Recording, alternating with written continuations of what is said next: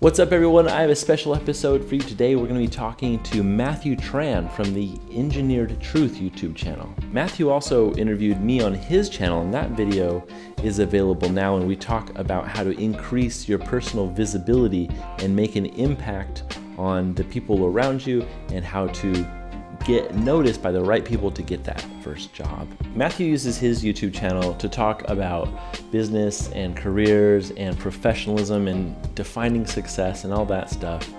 Matthew is currently attending a coding bootcamp. We talked to him about all of these things and more. It's awesome.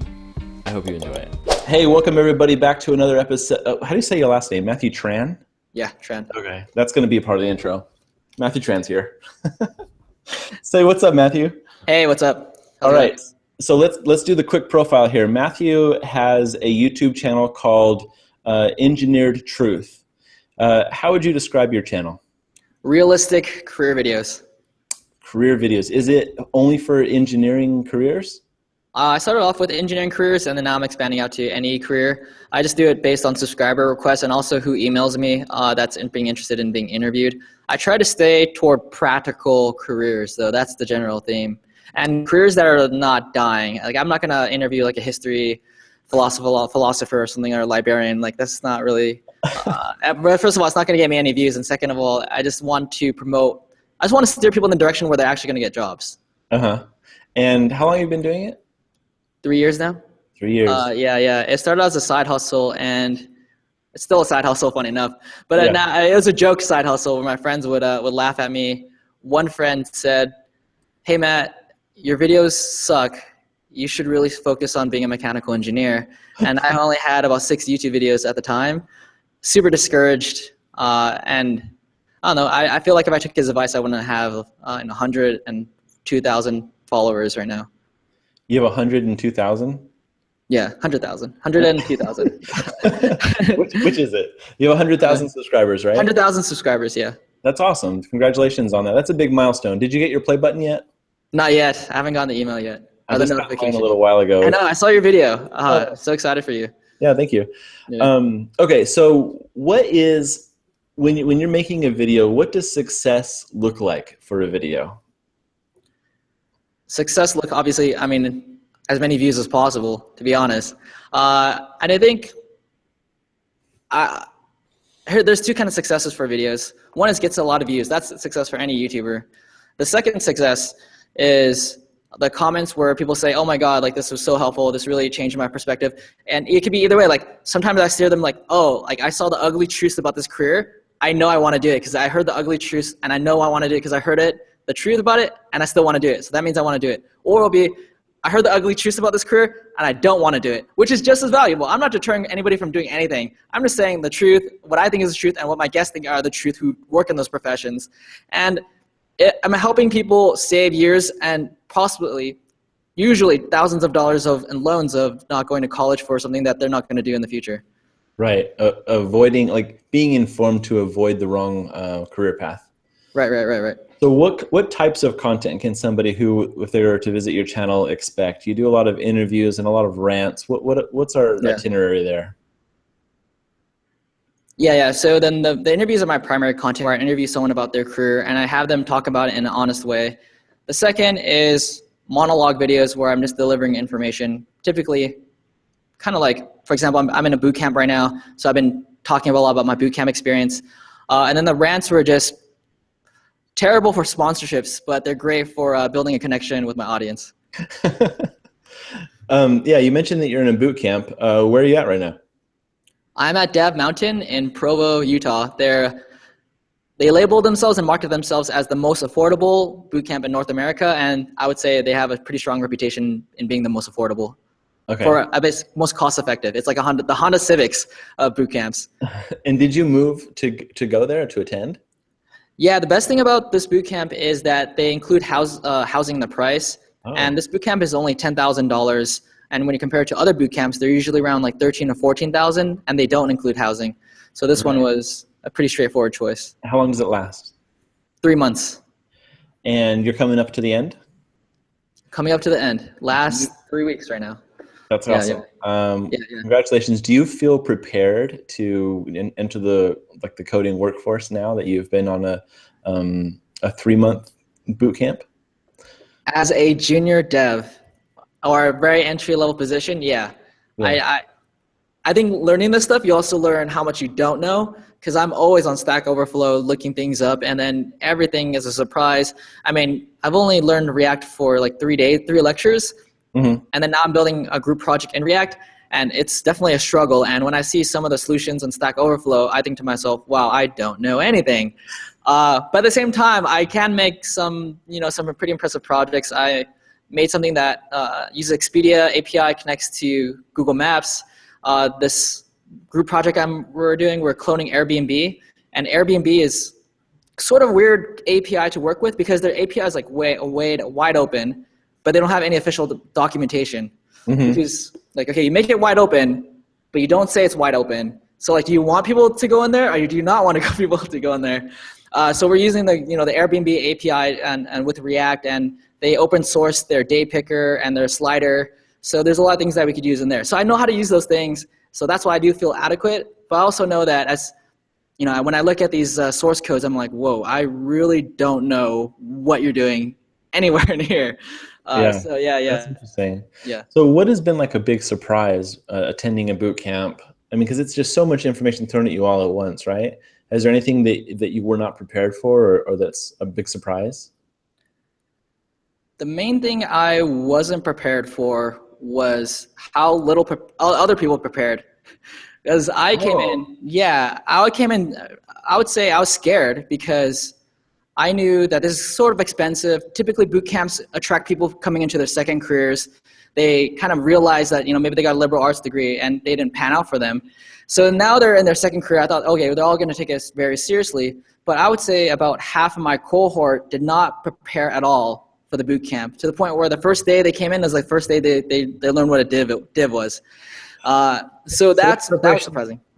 That's a really interesting insight. What preparations did you make then? I went on freecodecamp.com. Freecodecamp is actually the most starred repo on GitHub. I didn't know this until the other day, but I've actually interviewed the creator of that, Quincy Larson. Just to be explicit, there's like their GitHub profile, their GitHub repo for Freecodecamp has 200,000 stars. It's insane. Yeah, that's a lot. It's a lot. So you spent time on Freecodecamp, and you feel that you were adequately prepared for your code camp? Yeah. I feel like I got. Am I mixing? It is a code boot camp, right? Yeah. I did all the basic algorithms and advanced algorithms and intermediate algorithms. Well, not all the advanced ones, but I did most of the JavaScript stuff, and I feel like that really adequately prepared me more than anything else. And you chose the boot camp that you did because of the cost only, or was there another deciding factor? Like, what should somebody be looking at when they're judging all these camps? Cost, I mean, it depends on your personality. I'm the guy that gets generic brand everything, okay? Generic brand water too, okay? So I'm the guy who gets, like, I usually think that paying premium doesn't matter unless it's an iPhone. Sorry. Ad for Apple, I don't know why. But there are some things that I think are worth paying premium, and I thought for this thing, in my personality type, it wouldn't be, because I'm pretty good at self-teaching. You're a self-taught designer too. I'm pretty good at self-teaching, but then there's like this, I guess, initial hurdle with code that would be very hard to pass unless I went to a boot camp. And I think the hurdle, if you guys want to know explicitly what it is Angular and React. You have to have like this base level of knowledge in Angular and React before anyone's going to hire you. But to get that base level of understanding with Angular and React, it's way beyond anything any website's going to teach you. In all honesty, like all these Team Treehouses, Code Academy, they're going to get you like here, and then to get a job, you need to be like up here. But once you get up there, you get the job, and now you can learn from your work experience. But if you don't get to that first initial hurdle, then you can't get a job doing those frameworks and libraries. And did you try all the web-based courses? I did. I've tried Code Academy. I tried Team Treehouse, and they do a good job of getting your foot into the door and basics. But I've never seen any of these free online courses take you to the level that you would need to actually get paid a full-time job to do Angular or React. And is the difference just being that like that one-on-one interaction with the instructor? Is that what is the difference? The main difference is asking questions when you get stuck. So when you learn online, okay, you have this very structured question and they're going to give you the answer. With being in a boot camp, they say, okay, you guys can do a project. These are the requirements of the project. Like, for example, one of the requirements is like, all right, you got to use three views in Angular, connect it to a basic node server, use SQL to make database queries. But you can do any project that you want. So along doing that project, you're going to run into situations where you're like, oh, I want to do this code, but I don't know how to do it. That's where having someone to be a mentor and instructor helps, because in a lot of ways, not everything's on Stack Overflow. And also, if it is on Stack Overflow, as a beginner, oftentimes you're not sure on how to word it. And so you're Googling the wrong things that you don't know because you don't know how to word the question. So the right things aren't popping up. That's interesting. And do you think that, okay, let me do some editing there, obviously. Yeah. Or leave it in for personality. I don't know. What? Or leave it in for personality. Yeah, who knows? So like my question is, like, do you think that this approach, coding camps, do you think this is going to work for everyone, or is it unique people that need this type of thing or don't need it? I think obviously there's a lot of self-taught developers. I think over 66% of developers are self-taught. I didn't know that. Yeah, Quincy told me, actually. He did the study. So a lot of developers are being self-taught. So if you could teach yourself, that's great. I think this environment is for people that have this thing. Okay, I need to word this too. People who want to be challenged in a very dense bootcamp environment. And I think if you're the person that likes intense things, then a bootcamp is for you. If you're a person that likes to do things at your own pace, obviously bootcamp is not for you. If you're more chill, like I want to learn at my own pace. I mean, that's the opposite of bootcamp. Like even in the name, it's bootcamp. It sounds intense.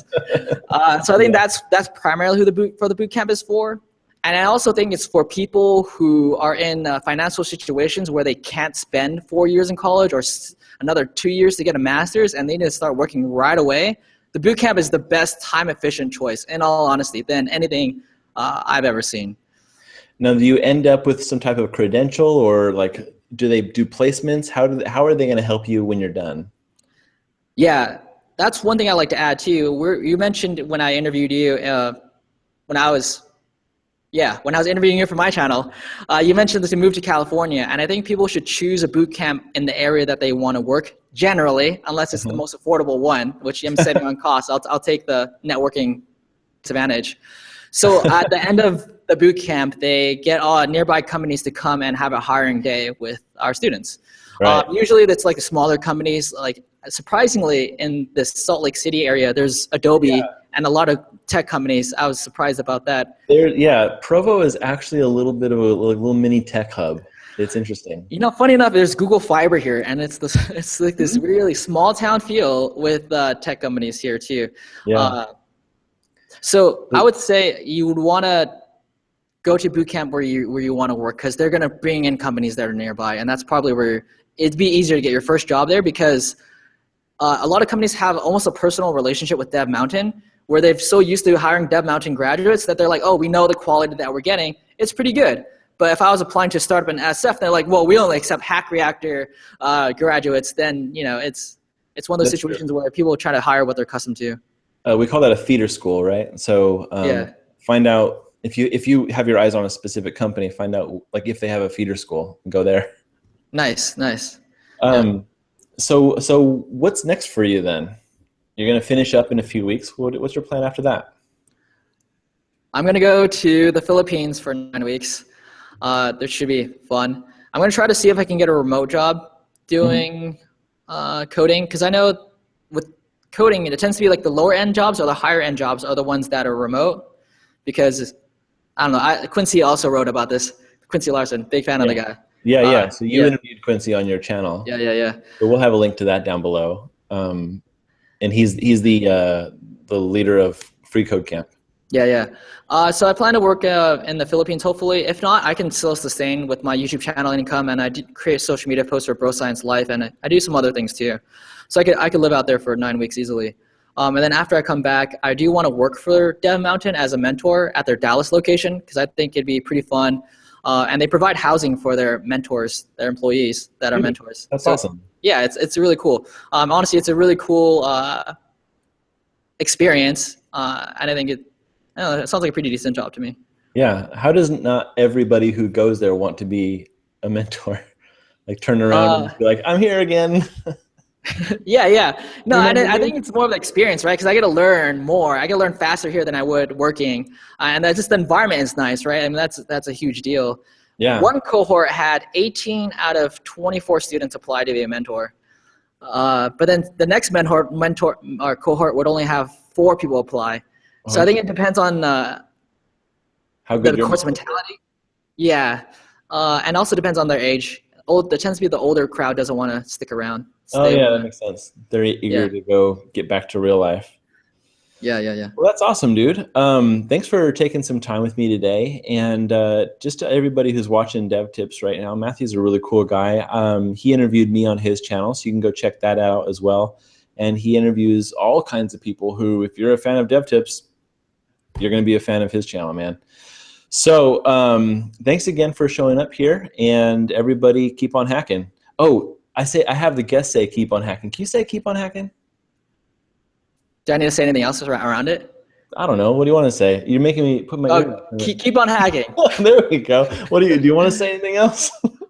No, it was nice to finally talk to you because it's funny that when I talk to my subscribers, they have fan moments, and I know you and I are about the same subscriber level, but I watched your parallax video, and all like 20 minutes of it. It was one of your longer videos, and the way you explained parallax was the best on YouTube. I was like, wow, I really like how you categorize, and you're like, this is the type of parallax, and let me tell you, it's pretty rare to sit through a 20-minute tutorial, but maybe just because parallax is an interesting subject, but I really sat through the whole tutorial. It was really cool, so nice to finally talk to you. That's really nice. It's been a pleasure for me too, man. Have a good night. Thanks to Matt for enjoying this collaboration, and be sure to go to his channel to check out my interview with him. And if you're new to Dev Tips, coming over from Matthew's channel, this is your first time here, welcome. We have tons of great videos for you. We have tutorials, vlogs, we have Q&As and Ask Me Anythings, and we have a whole lot of awesome content, interviews with all your favorite YouTube creators, hopefully. The goal of Dev Tips is to give you the skills you need to become more employable and to enjoy your work. And if you're looking for a supportive community to help you do those same things, check out patreon.com/devtips. We have a Dev Tips chat Slack channel, and we have community hangouts and extra podcasts, more things like that. So check us out at patreon.com/devtips. And good night, everyone. It's good to meet you, and keep on hacking.